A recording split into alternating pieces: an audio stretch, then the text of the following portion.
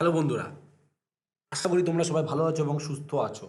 আগের ভিডিওতে আমরা যেটা দেখেছি সেটা হচ্ছে ক্লিপিং মাস্ক কী করে কাজ করতে হয়। তো আজকে দেখাচ্ছি ভেক্টর মাস্কের উপকারিতা, মানে ভেক্টর মাস্ক কীভাবে আমরা করি এবং ভেক্টর মাস্ক কীভাবে আমরা অ্যাপ্লাই করি এবং এর পজিটিভ কী দিক আছে সেটা আমরা নিশ্চয়ই দেখব। তো দেখো, আমরা আগের মতোই আমরা নেট থেকে একটা ভিডিও ডাউনলোড করেছি। তো ভিডিও ডাউনলোড করার পরে তো ভেক্টর মাস্কের দ্বারা কী করে ব্যাকগ্রাউন্ডটা রিমুভ করবো। তো সবার প্রথমে আমরা কী করছি, দেখো এখানে একটা পেন টুল নিচ্ছি। পেন টুল নিয়ে আমরা কি করব, এখান থেকে আমরা ড্র করব, পেন টুল দিয়ে আমরা ড্র করব। ঠিক আছে, আউটলাইনগুলো ধরে ধরে। ঠিক আছে, আউটলাইনগুলো ধরে ধরে আমরা এখান থেকে ড্র করছি। অল্ট প্রেস করে হ্যান্ডলারগুলোকে ঠিক করছি। জাস্ট এখানে হ্যান্ডলারগুলোকে ঠিক করে নিচ্ছি। ঠিক আছে, এরকমভাবে ধরছি আমরা। অল্ট প্রেস করে আমরা হ্যান্ডলারেরগুলো ঠিক করে দিচ্ছি। দেখতে পাচ্ছ, ধারগুলো ধরে ধরে হালকা করে তোমার নিজের প্রয়োজন অনুসারে আমরা এটাকে ঠিক করছি।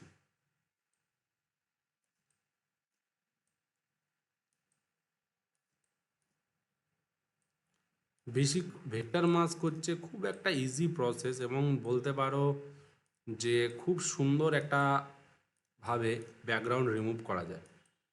বুঝতে পারলে? তো দেখো, আমরা জাস্ট সেরকমভাবে সিলেক্ট করে করে এগোচ্ছি।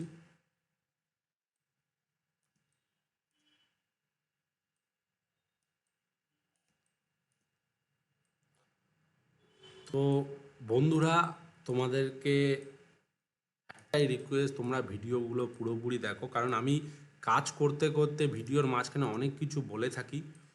তো সেইগুলো শুনলে বা সেইগুলো যদি তোমরা দেখো তাহলে ভবিষ্যতে তোমাদের খুব কাজে লাগবে। তো আরেকটা বন্ধু রিকোয়েস্ট, যে তোমরা প্লিজ ভিডিওগুলোকে একটু লাইক করো। ঠিক আছে, আর কমেন্ট করো। তাহলে আমি খুব ভালোভাবে বুঝতে পারি যে তোমাদের ভিডিওগুলো কেমন লাগছে এবং তোমাদের কী ধরনের ভিডিও চাই, সেটা অবশ্যই তোমরা আমাকে কমেন্টে জানাও।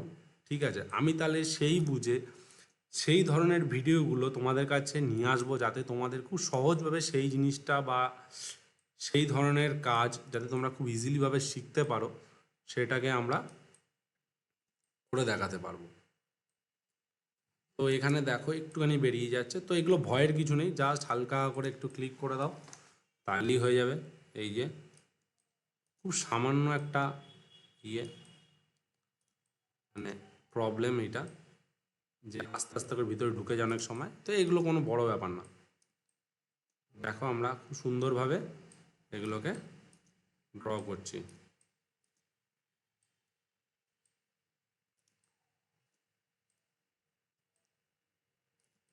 ঠিক আছে,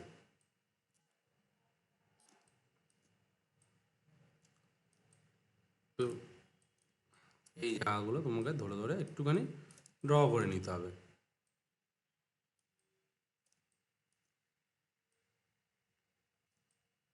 দেখো, বড় বড় আমরা পেন টুল দিয়ে আমরা ইউজ করছি খুব সুন্দরভাবে।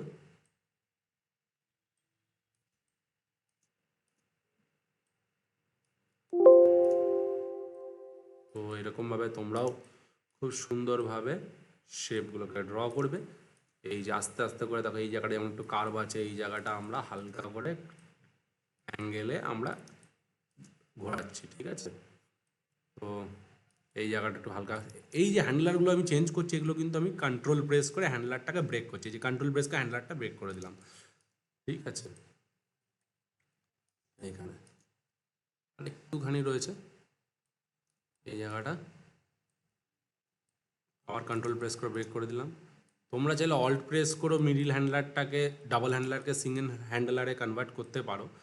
কিন্তু আমি মনে করি যে অ্যাজ এ প্রফেশনাল যখন তোমরা কাজ শিখে যাবে, তখন কখনো মিডিল হ্যান্ডলার ওড়াবে না।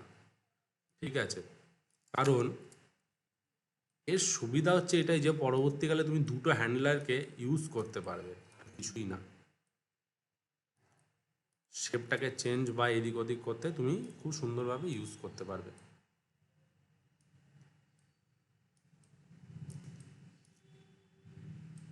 বুঝতে পারলে? এই দেখো, খুব সুন্দরভাবে আমরা শেপটাকে আমরা ড্র করে নিচ্ছি এখান থেকে।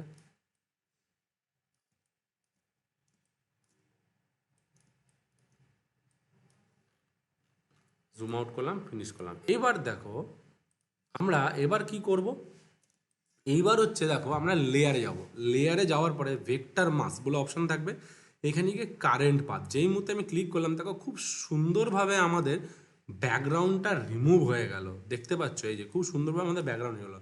এবার যদি মনে করো প্লাস পয়েন্ট এটাই যে আমাদের কোনো জায়গায় একটু ভুলভাল হয়ে গেছে, মানে ভুল ঠিকঠাক করে ভুল জায়গাটা মনে করো একটু এক্সট্রা ভিতরে ঢুকে গেছে কাটা জায়গায়, ঠিক আছে, তো ওই জায়গাগুলো আমরা ঠিক করবো কিন্তু। তো ওই জায়গাগুলো ঠিক করতে গেলে দেখো আমি কি করছি, দেখো যখন সাপোজ মনে করো আমার এইখানে একটুখানি মনে হচ্ছে, দেখি এখানে কোথাও যদি ভুল থাকে, মনে তো হচ্ছে না, দেখো কত শার্প ছবিটা কাটা হয়েছে, ঠিক আছে। এবার যদি মনে করো আমি এইখানে এই এই জায়গাটা মনে করো, দাঁড়া দেখছি, আহ,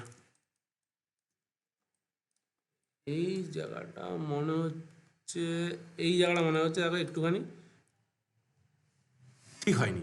তো আমি কি করলাম, এই যেখান থেকে দেখো ডিরেক্ট সিলেকশন টুল আছে, যেই মুহূর্তে ডিরেক্ট সিলেকশন টুলে ক্লিক করলাম দেখো আমাদের অ্যাঙ্কার পয়েন্টগুলো শো করছে। যেই মুহূর্তে আমি অ্যাঙ্কার পয়েন্টটাকে ধরে আগে পিছে করছি না, দেখো পিছনের ব্যাকগ্রাউন্ডটাও কিন্তু আমার খুব সুন্দরভাবে শো হচ্ছে, দেখতে পাচ্ছ। এবার দেখো এই যে হ্যান্ডলারটা আমি বলেছিলাম যে কাটতে না, এবার দেখো এই জায়গাগুলো যেমন আমরা হালকা করে খুব সুন্দরভাবে আমরা এই জায়গাগুলো ফিনিশ করে দিচ্ছি, ঠিক আছে, এইরকম জায়গাগুলো করে এই জায়গাগুলো এরকমভাবে ধরে ধরে খুব সুন্দরভাবে ফিনিশ করে দিচ্ছি, যাতে আমাদের পরবর্তীকালে কাজ করতে সুবিধা হয়। যেমন এই জায়গাটা দেখো, এই জায়গাটা একটু হালকা করে কার্ভ করে দিলে, ঠিক আছে, এই জায়গাটা দেখতে পাচ্ছ।